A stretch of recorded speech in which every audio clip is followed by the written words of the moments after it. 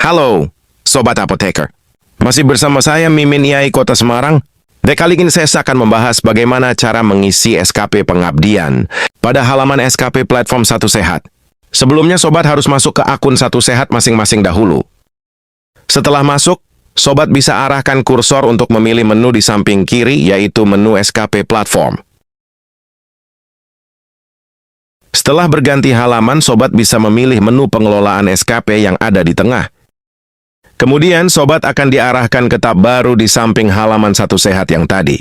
Di halaman SKP platform ini, Sobat bisa memilih menu di samping kiri, yaitu formulir SKP. Dan Sobat lanjutkan memilih menu formulir pengisian. Setelah muncul halaman jenis kegiatan yang ada di tengah, Sobat tidak perlu mengisi filter di atas itu ya. Langsung saja scroll ke bawah pada poin-poin pengisian ranah SKP yang sudah dikelompokkan. Scroll sampai dengan poin C pada ranah pengabdian masyarakat. Di sana terlihat ada beberapa menu pengisian dari nomor 1 sampai 7 yang akan saya terangkan nanti beserta petunjuk pedomannya. Sebagai contoh, saya akan masuk ke salah satu pengisian, yaitu pada nomor 5 yang biasa akan kita laporkan ke depannya. Dengan cara mengklik menu input yang ada di sebelah paling kanan. Kemudian halaman akan berubah ke form pengisian SKP pengabdian. Sebelum saya lanjutkan lebih dalam, saya akan membahas dulu kegiatan apa saja yang bisa dijadikan sebagai SKP pengabdian. Berdasarkan keputusan Menteri Kesehatan Republik Indonesia, nomor HK.0.1.Menkes-156/1/2024, tentang pedoman pengelolaan, pemenuhan kecukupan satuan kredit, profesi bagi tenaga medis dan tenaga kesehatan, pada halaman 31 menyebutkan, ada beberapa jenis kegiatan yang bisa nakes klaimkan sebagai SKP pengabdian. Pertama, kegiatan pelayanan medis dan pengobatan massal untuk masyarakat. Untuk level dari yang paling kecil, adalah tingkat kelurahan hingga provinsi atau nasional. Kegiatan ini dibuktikan dengan surat keterangan resmi dari sarana yang bersangkutan atau sertifikat kegiatan yang menyebutkan nama nakes tersebut yang mengikuti. Untuk perolehan SKP yang bisa diklaim adalah untuk lokal 10 SKP, sedangkan nasional 15 SKP. Untuk kegiatan ini, saya sarankan untuk berkoordinasi dengan Dinas Kesehatan atau instansi layanan kesehatan milik pemerintah setempat seperti rumah sakit dan puskesmas. Dikarenakan apa?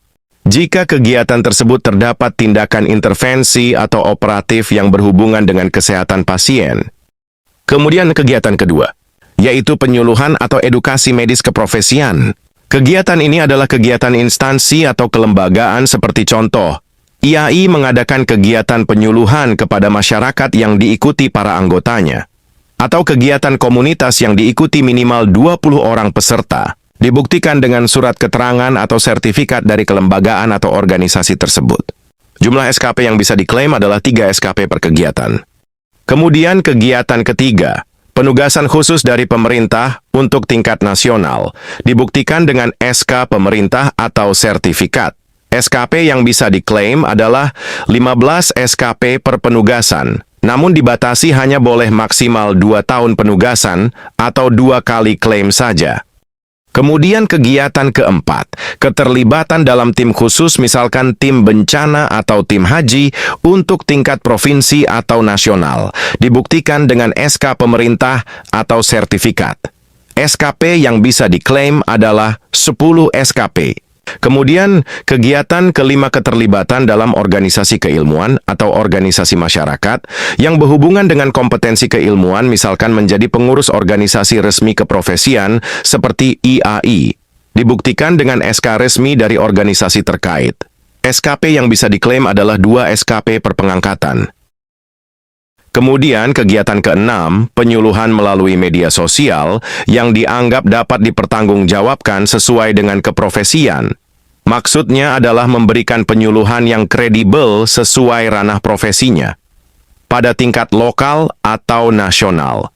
Dibuktikan dengan 1, materi resmi dari instansi atau organisasi profesi. Kedua, bukti pengunggahan penyuluhannya di media sosial.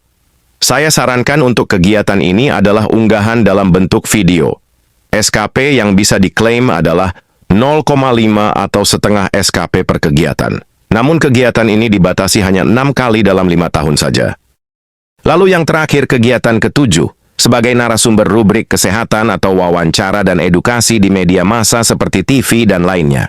pada tingkat lokal atau nasional. Dibuktikan dengan surat keterangan dari media massa tersebut.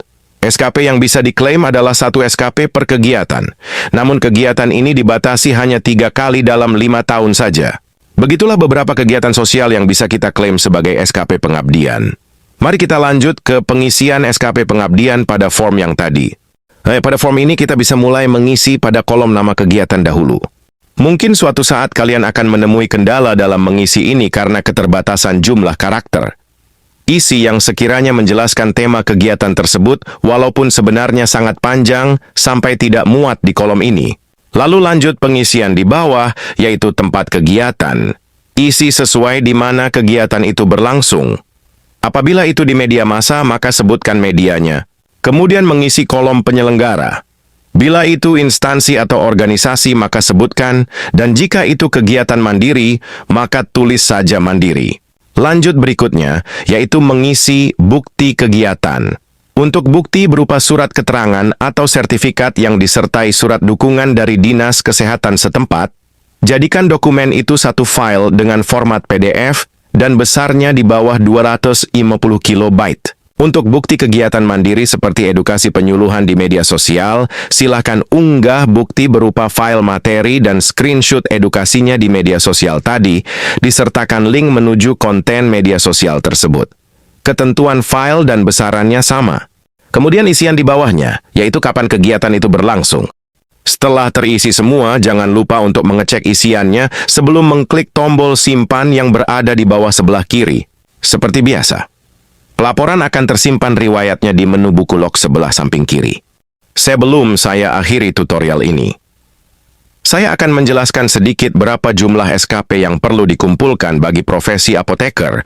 SKP yang diperlukan oleh apoteker untuk melengkapi syarat perpanjangan SIP adalah 100 SKP, terdiri dari SKP praktik, SKP pembelajaran, dan SKP pengabdian.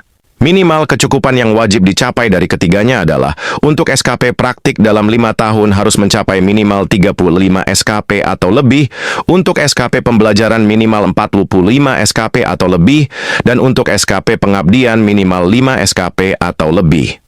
Perhitungannya jika 35 tambah 45 tambah 5 adalah 85, maka masih ada kekurangan 15 SKP untuk mencapai minimal 100 SKP total. Kekurangan 15 SKP ini bisa sobat apoteker kumpulkan dari ketiga atau salah satu komponen SKP tadi. Boleh merata atau terpusat salah satu. Demikian penjelasan dari pengisian SKP pengabdian. Semoga sobat apoteker bisa mengerti tentang SKP profesi, bagaimana mendapatkan, mengisi, dan perhitungan semua SKP-nya. Terima kasih sudah menonton video tutorial ini. Jangan lupa like, subscribe, dan share semua video tutorialnya. Apabila ada pertanyaan, silahkan bertanya pada kolom komentar atau DM admin IAI Kota Semarang. Salam sehat, jayalah apoteker Indonesia.